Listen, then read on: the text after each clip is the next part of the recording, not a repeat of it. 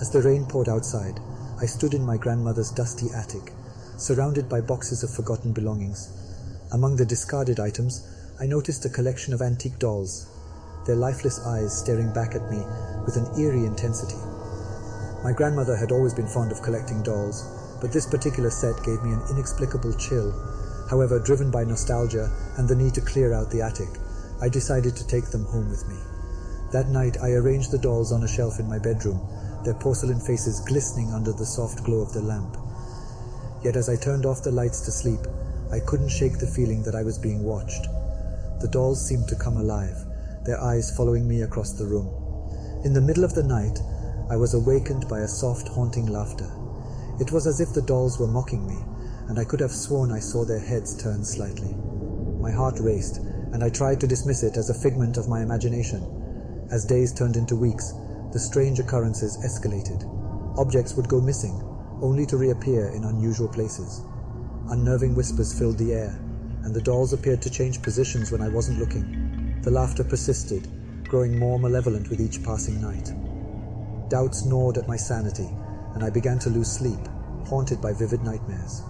In these dreams, I found myself trapped within the dolls' world, surrounded by their soulless eyes and echoing laughter. It was as if they were trying to consume me, to claim my very essence for themselves. Convinced that the dolls were cursed, I sought help from a local historian, Mr. Harper.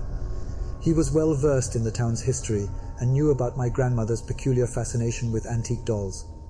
Upon seeing the collection, his expression grew somber, and he revealed a chilling tale about a family cursed by dark forces.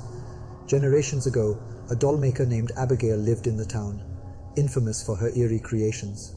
The townsfolk believed she had made a pact with malevolent spirits, granting her dolls an unholy life. Children who played with her dolls were rumored to vanish without a trace, and fear gripped the hearts of the townspeople. In an effort to rid the town of her wicked influence, a group of villagers burned Abigail's house to the ground, leaving nothing but ashes and charred remains.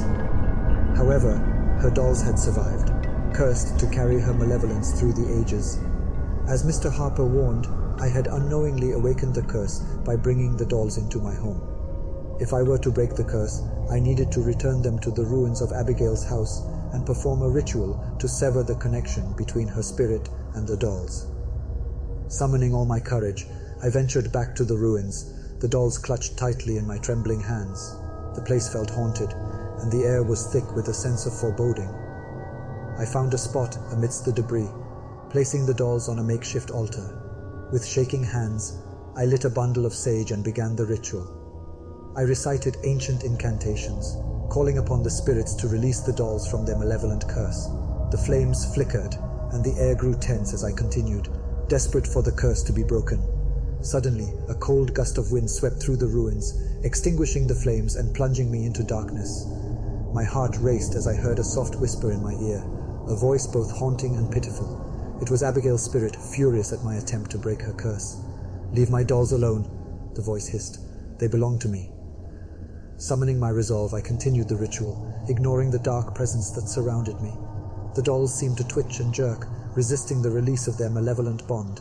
The ground beneath me shook, and the ruins seemed to come alive with restless spirits. But I refused to back down, determined to free the dolls from their curse. With one final incantation, the air crackled with energy, and a blinding light filled the ruins. The curse was broken. As the light faded, I found myself alone amidst the ruins, the dolls lying motionless on the altar. The weight of the curse lifted, and a sense of relief washed over me. The curse of Abigail had been severed, and the dolls were finally at peace. Returning home, I found that the haunting laughter and eerie whispers had vanished.